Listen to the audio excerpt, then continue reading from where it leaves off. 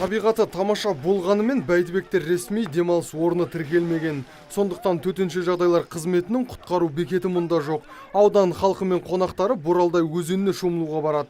Ал келушілердің көпшілігі қауіпсіздік талаптарын сақтамайды немесе білмейді. Оның салдары қайғылы жағдайға соқтырып жатыр. Мәселен, өткен жылы осы су айдынында бір адам мерт болса, осы жылдың 6 айында бұл көрсеткіш 2-ге жеткен. Бәйдібек ауданы бойынша негізінде 4 су қоймамыз бар. Алайда ол су қоймаларда адамдар шомылмайды, арнайы күзетіледі.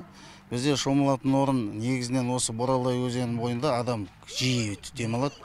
Атап айтқанда осы Мұрынтас деген аумақта. Бұл жерде негізінен май айынан бастап қара күзге дейін демалушылар үзілмейді.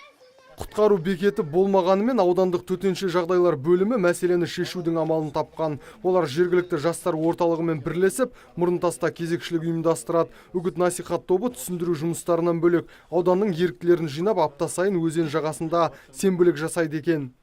Мына төтенше жағдайлар бөлімінің қызметкерлерімен бірлесіп, жастар ресурстық орталығының қызметкерлері бірлесіп, ауданымызда осы жаңағы Мұрынтас шомылу аймағында жексенбі, сенбі күндері кезекшілік ұйымдастырамыз. Кезекшіліктің жалпы мақсаты мына төтенше жағдайлар бөлімінің мамандары мен жастар орталығының мамандары және ерікті жастар келіп осы жерде шомылып жатқан халықтарға, тұрғындарға, келуші азаматтардың барлықтарына мына судан тұншығу, судан жаңағыдай өлім жетім болмау мақсатында түсіндіру жұмыстарын жүргіземіз. Бәйдібек аудандық төтенше жағдайлар бөлімі үгіт-насихат жұмыстарын шомылу маусымы аяқталғанға дейін жалғастыратын болады. Бұл іс-шараға ауыл әкімдіктері, жергілікті полиция қызметі мен жастар орталығы атсалысады. Жалпы облыс бойынша шомылу маусымы кезінде осындай 130 рейд жүргізілген. Нәтижесінде қауіпсіздік талаптарын сақтамаған 24 адам анықталып, оларға 266.865 теңге айыппұл салынған. Нұрсұлтан Тұрысбеков, Мұрат Адинаев, Абзал Тұрабеков, ТВК телеарнасының жаңалықтар қызметі.